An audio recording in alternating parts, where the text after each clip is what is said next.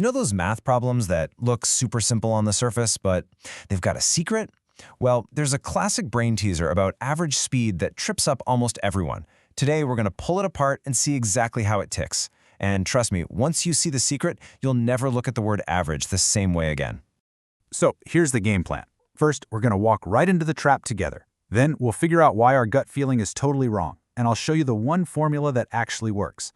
After that, there's a neat little shortcut, and we'll uncover the real kind of average we should be using. All right, let's do it. Let's walk directly into this trap. I'm going to hit you with a puzzle, and the answer seems so obvious. But just be warned, there's something else going on under the hood. Okay, so here's the setup. You drive 20 miles to the mall, cruising at a nice 30 miles per hour. But on the way back, traffic is a nightmare, so you're only averaging 12 miles per hour. The question is, what's your average speed for the entire trip, there and back? Just take a second. What's the first number that pops into your head? Did you think 21? Yeah, almost everybody does. You just add 30 and 12, that's 42, divide by 2, and bam, 21. It feels so simple, so logical, so right, and it is completely wrong. That tempting answer, that's the trap, and you just saw it in action. So what gives? Why does that simple average fail us so badly? Well, it's because we've ignored a hidden and absolutely crucial ingredient in the recipe for average speed. And this right here, this is the key. The two speeds don't have equal weight. Why? Because you spend a lot more time crawling along at that slower speed on the way back. Time, that's the hidden factor we totally missed. Okay, let's actually look at the numbers. The 20-mile drive to the mall at 30 miles per hour, that took 40 minutes. But the 20-mile drive back at that sluggish 12 miles per hour, that took 100 minutes. Whoa, that's more than double the time. So of course the slower speed has a much bigger influence on the journey. It has to pull the final average way down. Okay, so if just averaging the speeds is a no-go, what do we do? Well, there is one fundamental formula that cuts through all the confusion and will always give you the right answer. Think of it like a master key. And here it is, beautifully simple. The real definition. Average speed is just your total distance divided by your total time. That's it. It's not about averaging the numbers on your dashboard. It's about the journey as a whole. So let's plug our numbers in and see what happens. Step 1, total distance. Easy. 20 miles there, 20 miles back, that's 40 miles. Step 2, total time.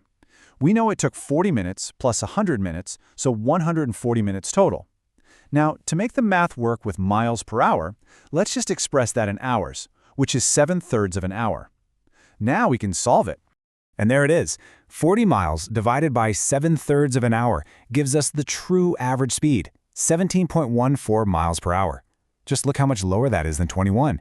It got pulled way down towards that slower 12 miles per hour speed. And now we know exactly why. Because we spent so much more time driving that slow. Now that master formula, total distance over total time, is your go-to. It will never fail you. But for this specific kind of problem, a round trip where the distance is the same each way, there's a really slick shortcut you can use. This is like the pro move. Check it out. It's 2 times the first speed times the second speed, all divided by the 2 speeds added together.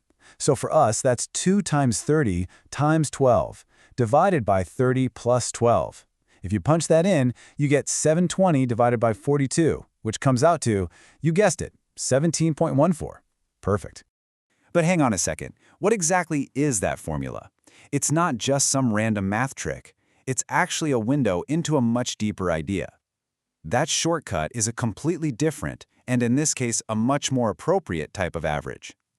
You know that simple average we all learn in school? Add them up and divide by how many there are. That's officially called the arithmetic mean. But this other thing, this 2xy over x plus y formula, that's something else entirely. It's called the harmonic mean.